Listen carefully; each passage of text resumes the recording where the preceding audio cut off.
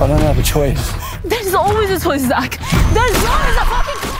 So guys super hero पहिलो पल्ट नेपालमा नेपाली चलचित्रमा देखा पर्ने भएको छ। सुपर हिरो भन्नुपर्दा हामी हलिउड फिल्महरुमा मात्र देखिने एभेन्जर, स्पाइडरम्यान, सुपरम्यान, हिटम्यान जस्ता क्यारेक्टरहरु हेर्दै आएका छौं। बलिउड तिर पनि क्रिस लगायत अन्य थुप्रै सुपर हिरो भनिने फिल्महरु हेरिसकेका छौं। तर नेपालमा भने पहिलो पल्ट सुपर हिरो जस्तो झलक दिने फिल्म बनिसकेको छ, जसको नाम एक्लो 1 राखिएको छ। हालै यसको टिजर पनि सार्वजनिक भइसकेको छ। कुन कुन कलाकारहरु देखिने भएका छन् त र के ट्विस्ट देखियो टिजरमा जान्नेछौं आजको भिडियोमा। त्यसैले भिडियो एकदमै इन्ट्रेस्टिङ हुनेवाला छ, पक्कै पनि अन्तिमसम्म हेरेर साथ दिनु होला। सो गाइज, यस फिल्ममा हामीले प्रदीप खड्का, कविता नेपाली, विजय लामा, बेनिसा हमाल, सुनिल थापा जस्ता कलाकारहरूलाई देख्न पाउने भएका छौं। त्यस्तै यसका राइटर र डाइरेक्टर भने रहेका छन् प्रदीप शाही र यसका मुख्य नायक भने प्रदीप खड्का हुन्। विगतमा फर्केर हेर्ने हो भने प्रदीप खड्काले आफूमा नै एक्सपेरिमेन्ट गरेको देखिन्छ। कहिले उनी लवर बोयको भूमिकामा देखा पर्छन् भने लगत्तै प्रकाश जस्तो मुभीमा एक सुदूरको सोझो क्यारेक्टरमा देखिन्छन्। फेरि यता पुजार सार्कीमा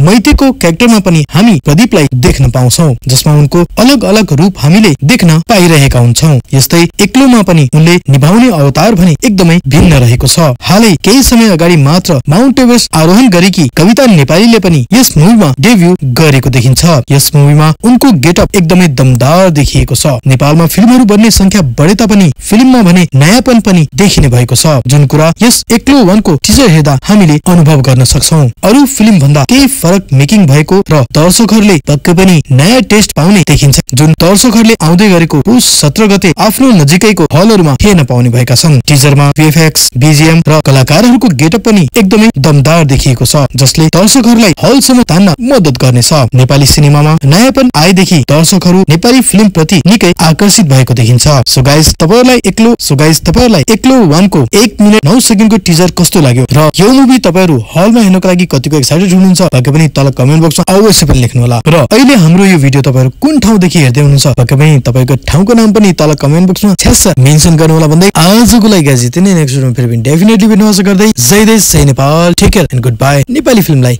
माया गरौँ र यस्तै नयाँ जानकारीको लागि पक्कै पनि हाम्रो यो युट्युब च्यानल जितेनियन युट्युब च्यानलमा एकचोटी भिजिट गर्नु होला।